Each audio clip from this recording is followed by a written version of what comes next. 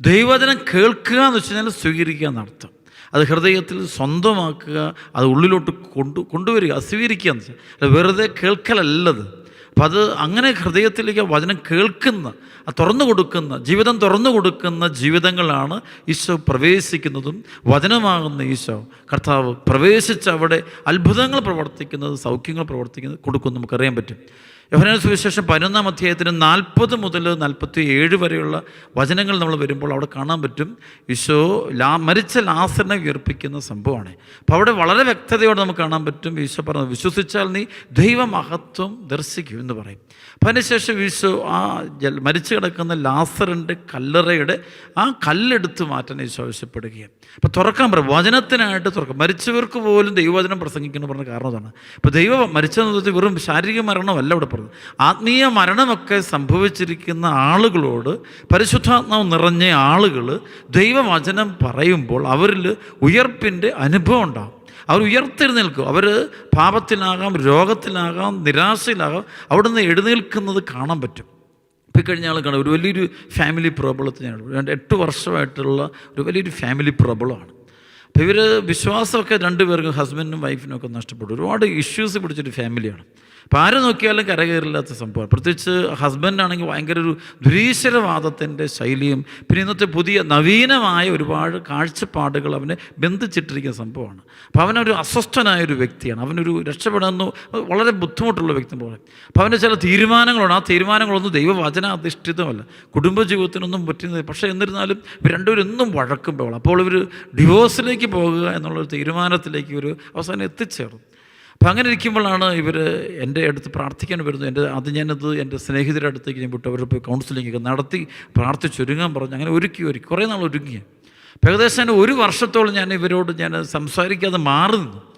കാരണം വെച്ചാൽ സംസാരിക്കാൻ മാറി കാരണം ദൈവവചനം കേൾക്കുന്ന ഒരു സമയത്ത് ചെന്നാലേ അവിടെ അത്ഭുതം പ്രവർത്തിക്കേണ്ടി പറ്റുള്ളൂ. ദൈവിക ഇടപെടലുണ്ടോ? പല ആളുകളിലും ദൈവവചനത്തിൻ്റെ അനുഭവം കിട്ടാത്തത് അവർ ഹൃദയം തുറക്കുക. ഇപ്പോൾ വെറുതെ വചനം എങ്ങനെ കൊടുക്കരുതെന്നാണ് ബൈബിൾ പറയുന്നത്. അതാണ് ഈ മത്തായി 7:6 വചനമുണ്ട്, നിങ്ങളുടെ മുത്തുകൾ പന്നികൾക്ക് എറിഞ്ഞു കൊടുക്കരുത്, അത് ചവിട്ടി നശിപ്പിക്കുകയും തിരിഞ്ഞ് നിങ്ങളെ ആക്രമിക്കുകയും ചെയ്യും. ചിലപ്പോൾ നമ്മൾ ദൈവവചന പ്രസംഗം കഴിയുമ്പോൾ നമ്മളെ ചീത്ത വിളിക്കും. കാരണം വെച്ചാൽ അവനത് സ്വീകരിച്ചിട്ടില്ല. അവൻ്റെ ഹൃദയം പാറ പോലെ കഠിനമായൊരു ഹൃദയമായതുകൊണ്ട് ആ വചനം കേട്ടിട്ടില്ല.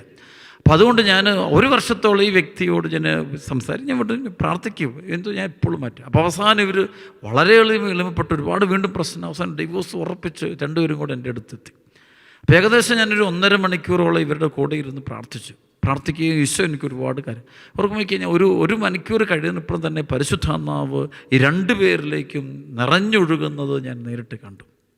അവർ എഴുന്നേറ്റ് പോകുമ്പോൾ അവരിലുണ്ടായ എല്ലാ മേഖലയിലെയും പ്രശ്നങ്ങൾ ഒറ്റ സെക്കൻഡ് കൊണ്ട് സൗഖ്യപ്പെടും. കാരണം അപ്പം ഞാൻ എന്തുകൊണ്ട് വചനം കൊടുക്കുക, അവർ ഹൃദയം തുറന്നിരിക്കുന്നതായിട്ട് ഞാൻ കണ്ടു. ഹൃദയം തുറന്ന്, അപ്പോൾ അത് പരിശുദ്ധാത്മാവിനോട് പറയും, ഉള്ളി പറയും, തുറന്ന് ഹൃദയം ദൈവവചനത്തിനായിട്ട്.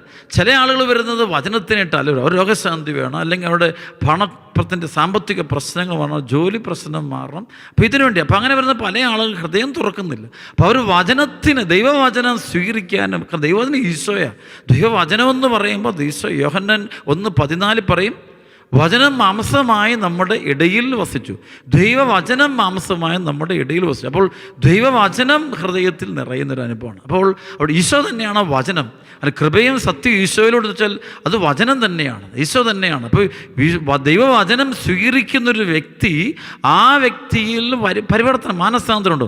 പിന്നത്തെ തലമുറയുണ്ട്, ഒരുപാട് ആചാരങ്ങളും അനുഷ്ഠാനങ്ങളും ഉണ്ട്. ദൈവവചനം സ്വീകരിക്കുന്ന ആളുകളുടെ എണ്ണം വളരെ കുറയുന്നത് കാണാൻ പറ്റും. കാരണം വലിയൊരു അപകടമാണ് വരാൻ പോകുന്നത്. കാരണം ദൈവവചനം സ്വീകരിക്കുന്ന വ്യക്തിയിൽ അത് കാണും തീർച്ചയായിട്ടും. കാരണം ആ വചനത്തിൻ്റെ അത് വിശ്വസിക്കുക, ദൈവവചനത്തെ വിശ്വസിക്കാൻ പറ്റും. അവിടെയാണ് നമുക്ക് ഒരുപാട് എളിമ വേണ്ടത്. ഇപ്പോൾ അച്ഛൻ ആവർത്തിച്ച് പറയുന്ന യെശയ്യാ 66 വചനം പറയുന്ന പോലെ, ആത്മാവിൽ എളിമയും അനുതാപവും ഉണ്ടായിരിക്കും, എൻ്റെ വചനം കേൾക്കുമ്പോൾ വിറയ്ക്കുകയും ചെയ്യുന്നവനെയാണ് ഞാൻ കടാക്ഷിച്ചത്. അപ്പോൾ എളിമപ്പെട്ട് ഇരിക്കുന്ന ഒരു വ്യക്തിയിലേക്കാണ് ആ കൃപയ്ക്ക് പ്രവർത്തിക്കാൻ പറ്റുള്ളൂ. അല്ലാതെ വെറുതെ അല്ല, കൃപയ്ക്ക് ഒരിക്കലും അല്ല പ്രവർത്തിക്കാം. കൃപ പ്രവർത്തിക്കുന്ന എപ്പോഴും എളിമയുള്ള, വിശ്വാസമുള്ള, വിശുദ്ധിയുള്ള ആളുകളിലാണ് ദൈവവചനത്തിന് 100 മടങ്ങ് 100 മേനി ഫലം പുറപ്പെടുവിക്കുവാനായിട്ട് പറ്റുക. അപ്പോൾ അതുകൊണ്ട് നമ്മുടെ ഹൃദയം ദൈവവചനത്തിനായിട്ട് തുറക്കണം. പലപ്പോഴും ചില ആളുകളുടെ ബിഹേവിയർ കാണുമ്പോൾ തുറന്നിരിക്കുന്ന പോലെ തോന്നും. അപ്പോൾ ചിലനോട് വലിയ താല്പര്യം, വചനം കേൾക്കാനും വല്ല ഓടി എൻ്റെ അടുത്ത് ഓടി വരും.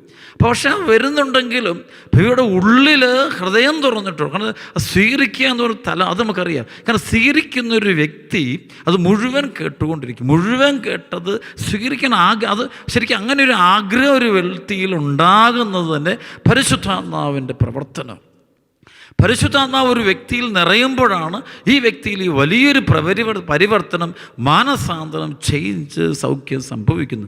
ഒരിക്കലും പരിശുദ്ധാത്മാവ് നിറയാത്തൊരു വ്യക്തിയിൽ അല്ല പരിശുദ്ധാത്മാവിൻ്റെ പ്രവർത്തനം ഇല്ലാത്തൊരു വ്യക്തിയിൽ അങ്ങനെ വചനം കേൾക്കാൻ പോയിരിക്കാൻ പറ്റില്ല വ്യക്തി. അപ്പോൾ അതുകൊണ്ട് നമ്മുടെ ചുറ്റും ആളുകൾ കൂടുമ്പോഴോ, ഇപ്പോൾ ഞാൻ പറയാറുണ്ട്, എൻ്റെ ശുശ്രൂഷകരൊക്കെ പറയും, ഞങ്ങളുടെ ശുശ്രൂഷകർ ഞാൻ പറയാം, അപ്പോൾ അത് ആളുകൾ കൂടുന്നില്ല. അപ്പോൾ വചനത്തിനായിട്ട് ദാഹിക്കുന്ന ആളുകളെ നിങ്ങൾ ഡിസേൺമെൻ്റ് എടുത്തിട്ട് നിങ്ങൾ തിരിച്ചറിഞ്ഞിട്ട് അവർക്ക് നിങ്ങൾ ദൈവവചനം കൊടുക്കണം.